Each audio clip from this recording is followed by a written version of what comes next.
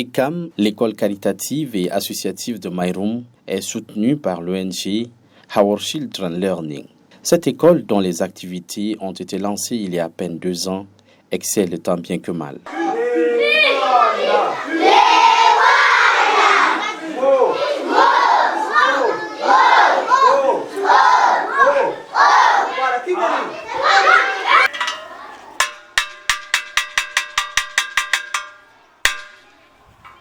Le contenu du règlement intérieur de l'établissement est aussi déroulé aux apprenants par le directeur de ECAM. L'hygiène et la propriété doivent être respectées dans toute l'enceinte de l'ECAM. La gestion des toilettes et du ou des points d'eau potables sont réglementés par la direction. Voilà. Hygiène iri. Nager hygiène. De guerin hygiène glandi Hygiène iri. La Oui. propriété. Voilà. Roy unjuo au gidlo tuba mana nin kailani au gidlo tuba te gidlo tuba I togoji tam kada wai mi kurab guku ba un gidlo ni te ndaga dra di sun moyal sei ni na hygiène ni. Hein? Hygiène ni kulan doti gemu damana ke kadu re ndo jo ndo muta kadu ngayo jaji tutongayo yiro wotoni re jitogo kubal ba jiri kubuku yiro classe tout le temps ni jajot na sei ke bialia. Hein? Donc ad kubrosu wunju. Donc sugu irangan kutangugu ikwa awun ku so mania signo awun ku degmargu so degmargu jo itogon kemna du wunju kal wod man keme. Des classes et les adjoints. Là, je vais programmer pour avoir une rencontre avec eux. Nous tous les anciens et les chefs, nous allons discuter. Oui. Dans ce qui concerne leur rôle, ce qu'ils vont faire comme travail pour vous épauler. Donc il faut les trouver au courant de la. Chaque lundi, élèves, enseignants et administrateurs assistent à la levée des couleurs.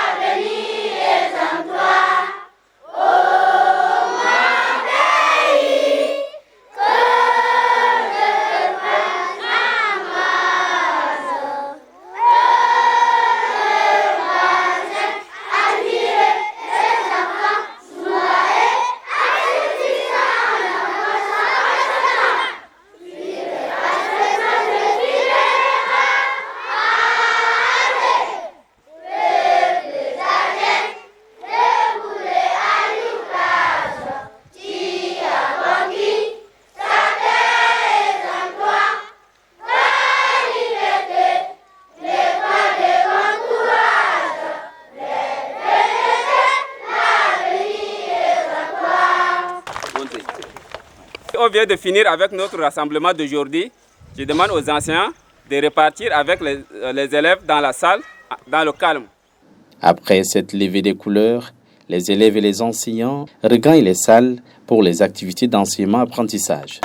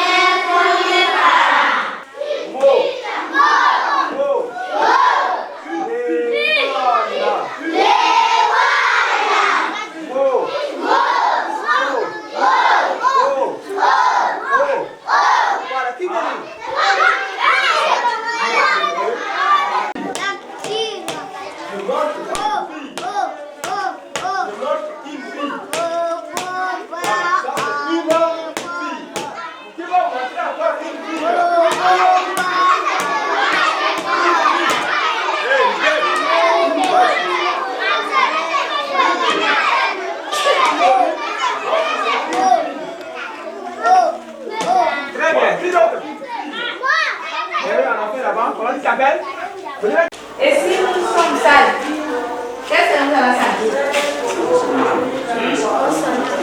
On sent mal. On sent mal. Bonjour les enfants. Ça va? Super.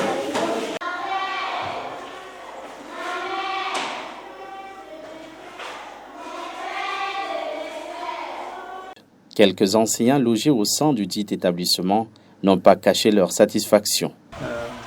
Bon, moi je suis Nouba Dongarabay, enseignant de l'école caritative associative de Mairom. Je suis un enseignant en instance d'intégration depuis 2011. Que je m'exerçais dans plusieurs établissements, en commençant par CEST et Banda, jusqu'à SAR et après SAR aujourd'hui c'est Mairom. Donc je suis arrivé, c'était en février 2023, j'étais maintenant à la deuxième année cette année. À mon arrivée, ils m'ont montré le bâtiment pour lequel se trouve l'école et mon logement. Donc je suis dans cette chambre, dans la salle numéro 4. À ce qui concerne mes difficultés, bon, je n'ai pas beaucoup plus de difficultés parce que j'ai l'électricité qui de 24 heures à 24 heures, j'ai des logements, j'ai des lots également de permanence, donc je ne sentais pas beaucoup plus de difficultés, quoi. Je m'appelle Jean-Darc Nassar, enseignante de l'école ECAM. ECAM veut dire École caritative associative de Mairom. Je prends la classe de CPD B. Concernant les difficultés, ça va. L'école nous rend beaucoup de choses. Il nous donne beaucoup d'idées, beaucoup de choses pour avancer avec les enfants. Donc je n'ai pas beaucoup à suivre sur le camp. Je vous remercie de nous. Le président de l'APE, Association des parents d'élèves de l'ECAM, Ouri Nabel, explique ce que fait cette entité non négligeable dans le processus enseignement-apprentissage. Moi, président APE de l'ECAM. Je m'appelle Ouri Nabel, président de l'APE d'ECAM. J'exprime toute ma joie et remerciements aux promoteurs pour avoir pensé à sa communauté, à notre communauté, en nous créant cette école. Si je suis à la tête de cette école, c'est pour que les choses marchent. J'interpelle les chefs de village, chefs des quartiers et tous les jeunes du canton à se hisser derrière moi pour le bon fonctionnement de l'ECAM. Je demande aux parents de ne pas laisser leurs enfants à la maison, de venir les inscrire, car au-delà du fait que l'année passée, l'inscription était gratuite, nous avons payé juste 300 francs pour l'assurance. Les fournitures étaient offertes gratuitement. Une fois de plus, merci à notre frère fils Ousmane Kabo. Le chef du village de Mairom se réjouit de cette œuvre entreprise par le promoteur de ECAM dans le domaine de l'éducation en faveur des enfants de sa localité. Je m'appelle Kara Kapio, chef de village de Mairom. Je remercie mon frère Ousmane Kabo qui, après une longue période d'absence due aux études, est revenu offrir cette école et le château d'eau au village. Avant, nous buvons de l'eau du fleuve Chari, ce qui nous pose un problème de santé.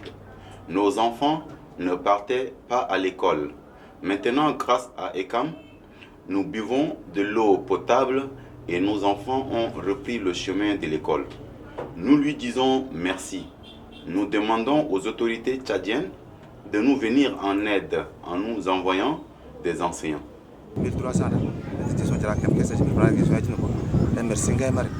Le directeur de l'ECAM, Ramadan Kounikanan, justifie ce qui le motive à accepter la direction de cette école avant de faire le bilan partiel de l'année scolaire 2022-2023. Maître en lettres anglaises de l'université de Bangui et agrégé en lettres bilingues de l'école normale supérieure de Yaoundé. Je suis venu ici pour diriger cet établissement ECAM parce que j'ai appris que l'ONG Au Ciel a créé un établissement communautaire dans ma communauté.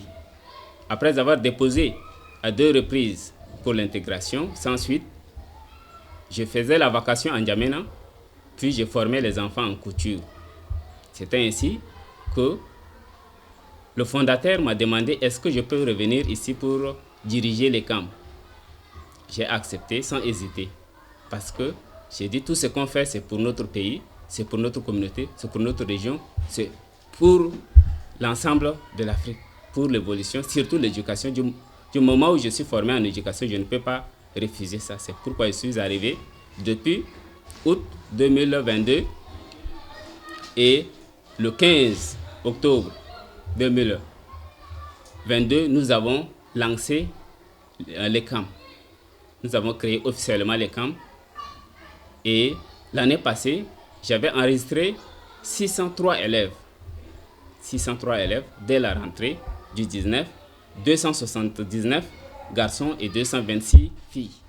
Sur les 603 élèves, à la fin, 52 ont abandonné, surtout les grands garçons.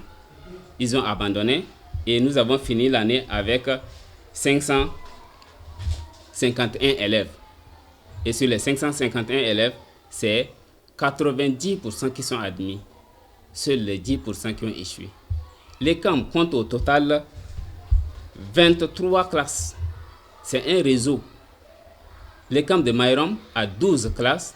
Les camps de Ngangoli, Bainaka, Kisinga, Kogo et Beyu ont aussi 10 classes. Dans les zones reculées, on appelle ça le réseau, les écoles satellites de ECAM. On a Ngangoli, on a la classe de CP1 et CP2. Bainaka, la classe de CP1 et CP2. Kogo, la classe de CP1 et CP2, dont je dirige tout ça. Nous avons Kisinga aussi, que ECAM a construit des hangars là-bas avec des forages d'eau, que je dirige à partir d'ici. Donc sur place à Mayrom ici, je dirige et je suis chargé de cours de la classe de CM2. Cette année, nous venons de commencer le 9 octobre. Et dès le premier jour, nous avons enregistré 426 élèves. Dès le premier jour. Aujourd'hui, c'est notre deuxième semaine. Nous avons enregistré la première semaine 426 élèves. Ce qui montre l'engouement des élèves, des parents pour l'éducation. Je suis arrivé à un moment où l'éducation était à terre. L'école publique de Mayrom qui ne marche pratiquement pas. Quand l'école est à terre, on est arrivé avec 605 élèves l'année passée. Aujourd'hui, on vient de commencer avec 426 et les autres commencent à venir encore. Donc, j'espère que tout va marcher. Les camps de Mayrom est situé sur un terrain de 4 hectares. Nous avons 12 classes. 2 classes de CP1, 4 classes de CP2, 3 classes de CE1 et une classe de CE2, CM1 et une classe aussi de CM2 dont je suis chargé de cours. Nous avons des latrines avec des lavabos. Latrines avec 4 compartiments avec des lavabos. Nous avons des logements. Nous avons construit l'année passée 4 logements pour les enseignants et cette année, 5 autres logements pour les enseignants. Nous avons un surveillant. Nous avons des intervenants ponctuels, comme ceux qui viennent nous aider dans la menuiserie, parce que nous formons aussi les grands élèves dans la formation professionnelle. On fait la couture, dont moi-même je m'en charge, la menuiserie, dont on a un menuisier qui s'en charge de ça, et on fait aussi la sérigraphie. Tous les plaques, c'est moi et mes élèves qui avons fait ça, devant les salles. Donc nous avons beaucoup de choses à faire. Et beaucoup de choses. Et on collabore aussi avec le gouvernement, avec l'institution académique de la délégation de SAR. On assiste à des formations, mes enseignants assistent à des formations, y compris moi-même, à des mini-stages à Eli Bongo. Il y a des inspecteurs qui suivent, ils viennent régulièrement nous évaluer. Et en cas de problème, ils nous disent, et nous aussi, on fait appel à d'autres animateurs qui viennent former nos enseignants sur place ici, avant d'aller à SAR suivre d'autres formations organisées par l'État. Donc on met tout en place pour le développement de notre communauté. On met tout en place pour l'éducation des enfants dans la zone rurale surtout. Nous avons l'électricité en permanence. Oui, 24 heures sur 24 parce que nous avons 12 panneaux qui alimentent la batterie lithium, qui nous alimentent tout le temps. On imprime nos choses ici, nos bulletins, on imprime sur place ici au village. On les photocopie sur place au village ici. Donc nous avons l'électricité en permanence, l'eau en permanence. Donc nous n'avons pas ce problème. Nous avons des salles de jeu, nous avons une bibliothèque avec 6 ordinateurs. Une bibliothèque avec 6 ordinateurs. Les machines, on avait machines à couture, on a 15 machines de couture à couture. Nous avons aussi des terrains de football, nous avons un terrain de basketball et de handball aussi. Nous avons les cuisines pour les enseignants et cette cuisine est prévue pour l'hébergement des élèves qui viendront des villages lointains. Mais pour l'instant, l'hébergement n'a pas encore commencé. On a mis ça à la disposition des enseignants qui sont logés ici, qui utilisent ça. Tout ce qu'on veut ici, du côté du gouvernement, du côté des autres organisations, c'est de l'aide pour aider les enfants de la zone rurale. Et surtout le gouvernement, depuis qu'on est arrivé ici, on peine à avoir notre autorisation de fonctionner. L'école est gratuite. On donne seulement que 300 francs pour les assurances. On fournit les élèves, les cahiers, les bics, tout ce qu'ils ont besoin pour travailler. On n'a pas besoin aux parents de payer les trucs. L'école est gratuite. On ne fait pas pour avoir de l'argent. C'est une école caritative. Alors, on demande au gouvernement vraiment de nous aider en nous donnant l'autorisation de fonctionner. Cette l'autorisation va nous permettre de faire d'autres demandes pour avoir d'autres aides. Nous avons déposé à 2 reprises notre papier pour l'autorisation, mais jusqu'à présent, ça traîne dans le couloir du ministère. C'est tout ce qu'on a besoin d'eux et on a besoin toujours de leur aide parce qu'on collabore ici avec l'inspection, avec la délégation de SAR ici. Donc, on a besoin toujours de leur aide. Non, les chefs de village, les responsables religieux, on n'a pas eu de problème. Sauf qu'au départ, puisque l'école, on est venu pour imposer un autre système dans cette zone où l'école est toujours à la traîne. Alors, au départ, c'est les parents qui ont eu beaucoup de problèmes à nous laisser les élèves. Quelquefois, ils les enlèvent pour les amener au champ. Quelquefois, ils les enlèvent pour les amener à la pêche, puisque c'est des populations riveraines. Ils les enlèvent pour les mamans, pour les envoyer dans les marchés hebdomadaires. Mais après plusieurs sensibilisations, plusieurs réunions avec les parents, ils commencent déjà à comprendre. C'était là mes premières difficultés quand j'ai commencé l'année passée en 2022. Ousmane Kabo, promoteur de cet établissement, revient sur les démarches ayant débouché sur la création de l'école. Mon père plutôt est né dans ce village-là, dans le village Mayrom, et j'ai eu à passer une partie de ma jeunesse à Mayrom où pendant les vacances, on venait faire la pêche, faire les travaux champêtres et tout ça. Moi-même, j'ai eu la chance d'aller à l'école. J'ai fait mes études, en partie à l'université du Tchad, ici à Farsha, où j'ai fait des études en maths, avant de partir pour une aventure, d'abord en République centrafricaine et ensuite en Norvège, où j'habite avec mes enfants. Dans notre famille, tout le monde a eu la chance d'être scolarisé. Lorsque je suis rentré en 2017, le constat a été très très amer. J'ai sillonné les villages du canton Kokaga et lorsque je suis arrivé à Mayrom, j'ai vu le nombre d'enfants qu'il y avait, j'ai vu la structure qui existait. Cela a été vraiment l'élément déclencheur qui m'a poussé à pouvoir réfléchir à ce projet-là. Et ensuite, j'en avais discuté avec un de mes amis, l'ami de ma fille. Son père s'intéresse beaucoup à l'Afrique. Et depuis 2017, avec lui, on a continué par discuter jusqu'à ce que, en avril-mars 2021, on puisse décider de créer une organisation pour pouvoir soutenir la scolarisation des enfants dans le canton Kokaga et précisément dans la zone du projet ici. Dans l'établissement que nous appelons ECAM, c'est un réseau des écoles caritatives et associatives de Mayrom, le nom du village en question.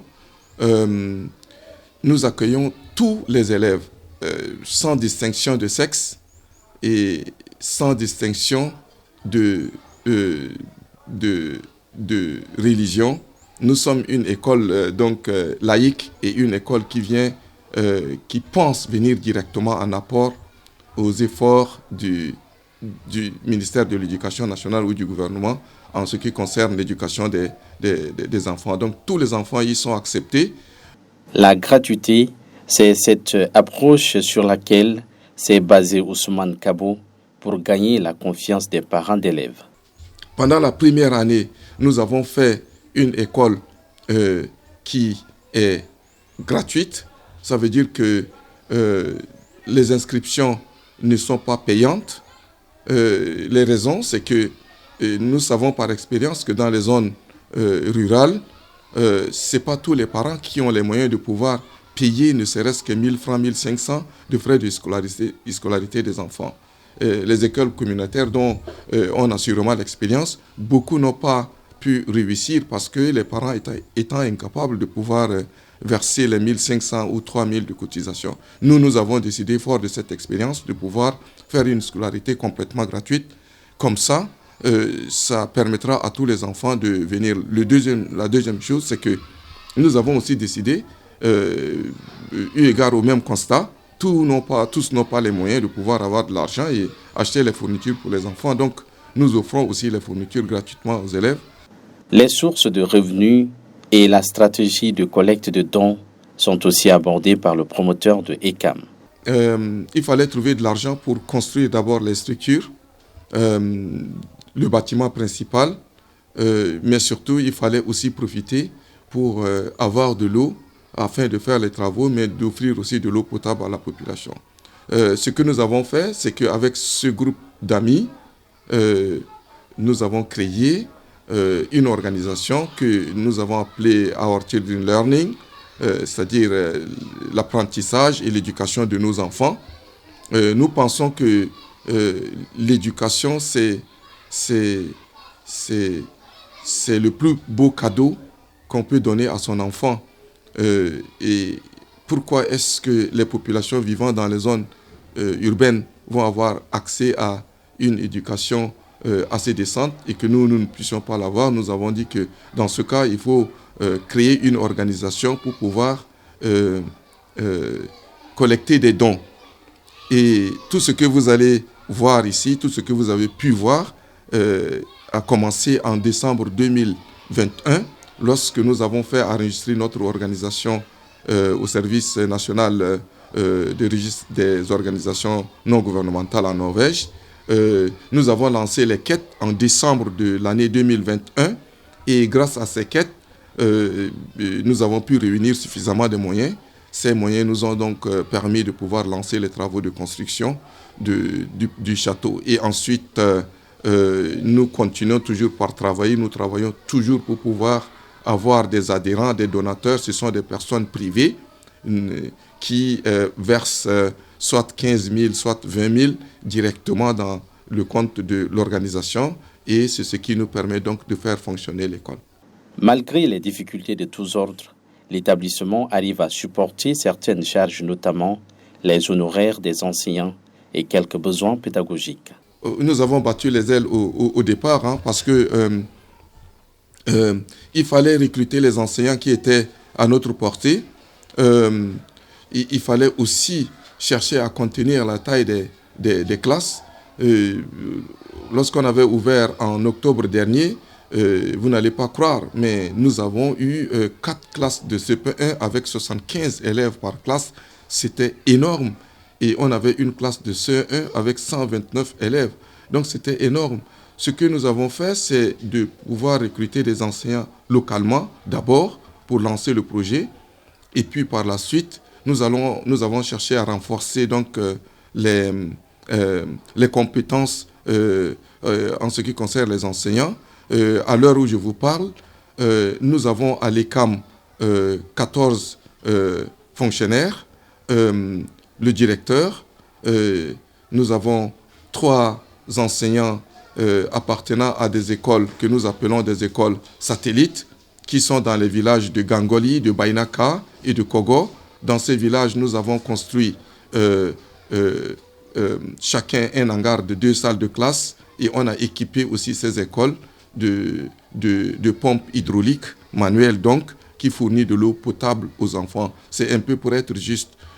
Maintenant, les autres enseignants au niveau de la base de l'ECAM, nous en avons 8 qui ont le niveau CFN, et donc des enseignants formés avec allant de 5 à 10 années d'expérience.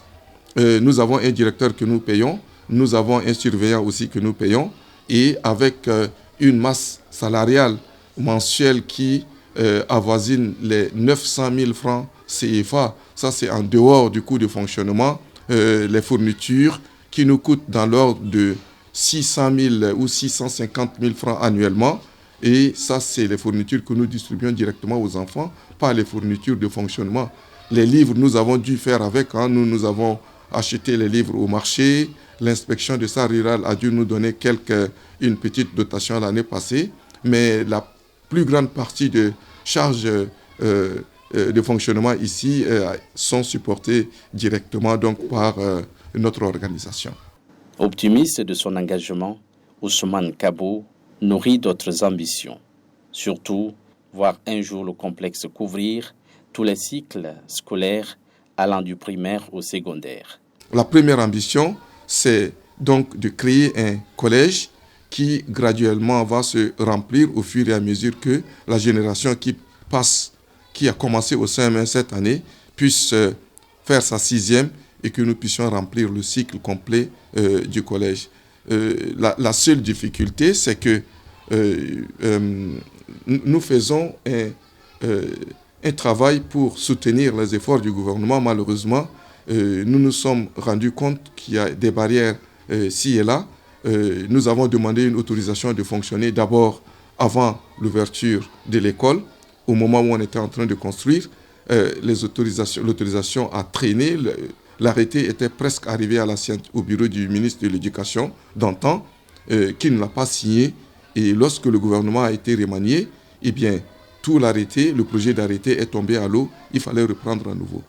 Donc, voilà, les ambitions, nous en avons. Pourquoi pas un lycée un jour? Pourquoi pas un lycée, un collège avec un système d'internat? Parce que vous savez que entre Maïram, où nous nous trouvons en ce moment, et Kogo et Bainaka, qui sont les 2 villages qui sont situés de l'autre côté du fleuve Salamat, c'est une distance d'à peu près 25 à 35 km. Donc les enfants ne peuvent pas venir faire leur collège ici et repartir. Il va falloir prévoir aussi des dispositifs d'hébergement. Ce que nous avons pensé déjà faire, mais que nous étions obligés donc d'héberger les enseignants pour leur permettre de vivre ici. Le promoteur de l'école caritative et associative de Maïroum adresse ce message à l'endroit des parents, autorités et partenaires. J'ai une chose à dire, c'est que nous n'avons pas pensé au départ que ce projet allait être aussi grand qu'il est aujourd'hui. À l'heure où je vous parle, nous couvrons à peu près 900 élèves rien que pour la zone du projet ici. 900 élèves, une bonne dizaine d'enseignants, ça demande un suivi, ça demande un travail de tout le temps. Je travaille presque à 200% pour ce projet d'école, en accord avec le directeur. Sinon, nous n'allons pas voir le résultat d'aujourd'hui. La plus grande difficulté, c'est que vous avez vu que cet établissement existe. Les enfants y vont. Ce matin, c'est avec beaucoup de joie au cœur que nous les avons vus chanter l'hymne national du Tchad, sous le drapeau du Tchad. Et je suis très surpris que lorsque nous avons demandé l'autorisation de fonctionner de l'établissement, cela a traîné et cela traîne encore. À l'heure où je vous parle, cette école n'a pas d'autorisation de fonctionner. Alors je me pose bien la question, est-ce que certaines écoles à qui on a donné les autorisations de fonctionner sont des écoles qui ont plus de droits que l'école de l'ECAM. Je me pose aussi la question de savoir si jamais le moratoire doit aller jusqu'à 2 ans, ça veut dire que le gouvernement, et par le biais du ministère de l'Éducation nationale, a choisi de mettre en latence la vie des centaines de milliers de Tchadiens, parce que les écoles privées sont un apport essentiel à l'éducation nationale au Tchad. Et notre école, en plus de cela, n'est pas une école privée. Nous ne faisons aucun bénéfice. Au contraire, nous supportons tous les coûts liés à l'éducation des enfants ici. Et donc, nous ne sommes pas une école privée. Nous ne comprenons pas pourquoi nous allons tomber sous le coup du moratoire du ministre de l'Éducation, faisant que nous puissions aller jusqu'à 2 ans. C'est le handicap majeur. Tous les salaires des enseignants viennent de l'organisation mère qui est Our Children Learning, dont je dirige. La banque qui nous héberge, qui héberge donc Our Children Learning, la première source financière de l'ECAM, cette banque voudrait que désormais les sous qui sortiront du compte de Our Children Learning pour soutenir ECAM entrent dans un compte au nom de ECAM. Or, les banques sur place au Tchad ne veulent pas nous donner l'autorisation ou bien ne veulent pas nous permettre d'ouvrir un compte bancaire parce que justement, eux aussi doivent respecter les lois parce que nous n'avons pas une autorisation de fonctionner. Ma question maintenant, par rapport à ça, bientôt, on ne va pas être en mesure de payer les enseignants pour cette raison, parce que la banque de l'organisme qui nous soutient risque de ne pas laisser les sous passer vers le Tchad. Qu'est-ce que je ferais pour payer les enseignants? Ça, c'est la plus grande difficulté. Je ne sais pas ce que je ferais pour payer les enseignants si on bloque cette source-là, rien que par la faute, par le manque de l'autorisation de fonction. Et si cela continue, eh bien, si je ne peux pas avoir l'argent pour payer les enseignants, on serait obligé de fermer les salles et de résilier les contrats que nous avons signés avec les enseignants, et ça va être un gâchis pour la jeunesse de cette zone-là. Maintenant, si je dois parler un peu de la structure en tant que telle, nous avons d'abord commencé par construire le bâtiment principal dans lequel nous sommes maintenant, qui fait donc 6 salles de classe avec 7 sections que nous avons réservées à l'administration, mais que nous utilisons provisoirement une partie pour enseigner les classes de CM2. Ensuite, nous avons construit un petit logement pour le directeur, sur lequel nous avons posé la structure solaire qui alimente l'école en énergie et en eau. Et nous avons fait construire un panneau d'une capacité de 7000 litres, 7000 litres et qui se remplit au moins 3 fois par jour, ce qui veut dire 21 000 litres d'eau quotidiennement sortent de l'ECAM et sont consommés directement par la population locale. Le dispositif est aussi alimenté avec 12 panneaux solaires. Nous avons pu installer un paquet de batteries lithium d'une capacité de 10 kWh. Si bien qu'en capacité, en énergie et en eau, nous avons de l'énergie à gogo. Nous avons aussi une section latrine pour les filles, pour les garçons et pour les enseignants. Nous avons fait construire un bâtiment d'hébergement de 4 chambres. Au départ, c'était pour accueillir les enfants. Maintenant, c'est les enseignants qui y habitent avec des douches. À la rentrée passée, lorsque nous avons vu l'affluence des enfants, on était obligé de construire un hangar de 2 salles de classe. Et cette fois-ci, il y a le projet de hangar de 3 salles de classe avec un petit magasin à côté. Et nous avons augmenté la capacité d'accueil des enseignants en construisant 5 cases. Les 4 cases sont déjà achevées et habitées par les enseignants. Il reste une case.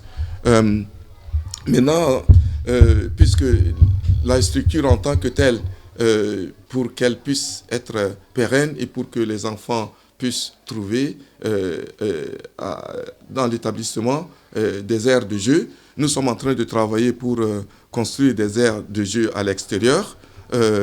D'ici la fin de la semaine, nous allons poser les poteaux de football, nous allons poser des poteaux de basketball, des poteaux de handball, si vous regardez bien ici, les 2 valises que j'ai amenées avec moi, ce sont des valises qui sont pleines des effets. Hein. Vous verrez bien que là, ce sont des ballons de football. De l'autre côté, ce sont des maillots. Nous avons apporté avec nous, hein, si je peux me permettre de me lever, nous voulons aussi que l'apprentissage ne se fasse pas que sur la base de la théorie. Et donc, nous misons sur l'école en plein air, permettre aux enfants d'apprendre à connaître leur environnement immédiat, faire des cours de sciences, des cours de biologie. C'est possible de le faire à l'extérieur. Mais en plus de ça, nous voulons aussi que les enfants apprennent les petits métiers au cas où certains élèves décrochent, qu'ils gardent au moins un souvenir de leur passage à l'ECAM. Et pour cela, si vous voyez bien, nous avons tout le matériel de la menuiserie à bois. J'ai apporté des scies à métaux, des trucs qui permettront aux enfants d'apprendre des petits métiers. Parallèlement à ça, nous avons aussi des machines à coudre. Bientôt, au début de l'année 2024, nous allons lancer la formation des jeunes filles mères à la couture. En plus de cela, nous avons aussi un certain nombre d'ordinateurs, ce qui nous permettra aussi de pouvoir permettre aux enfants de connaître un peu l'outil informatique, l'outil qui va être presque l'outil de travail inévitable pour certains déjà, et pour nous à l'avenir, peut-être que nos enfants auront besoin de tous des ordinateurs pour pouvoir travailler. Et donc, nous avons aussi une capacité en ordinateur de l'ordre de 10 ordinateurs qui permettront donc aux enfants, surtout les plus âgés, de pouvoir connaître l'outil informatique. Donc, voilà un peu en gros les atouts que nous avons à l'ECAM. Nous sommes très fiers des efforts que nous sommes en train de faire. Ça demande un travail. Nous pensons que nous ne pouvons pas faire ce travail seuls. Nous savons aussi que l'ECAM est un établissement qui est placé en milieu rural et tout établissement placé en milieu rural pose des problèmes souvent. Nous essayons d'être très attentifs à l'implication des parents directement dans le fonctionnement de l'ECAM de manière à ce qu'ils ne pensent pas que nous sommes venus leur ravir leurs enfants. Nous voulons qu'ils pratiquent leur tradition, leur culture et que cela soit aussi ramené dans la cour de l'établissement pour que cela puisse être une force. Donc, parallèlement à ça, nous avons des parents, des délégués qui interviennent une fois par semaine dans la cour de l'ECAM et qui prennent les enfants pour aller faire des activités pratiques en dehors des salles de classe, tresser les sécos, tresser les nattes, tresser les filets, etc., de manière à ce que l'aspect traditionnel aussi soit pris en compte dans le fonctionnement de l'établissement.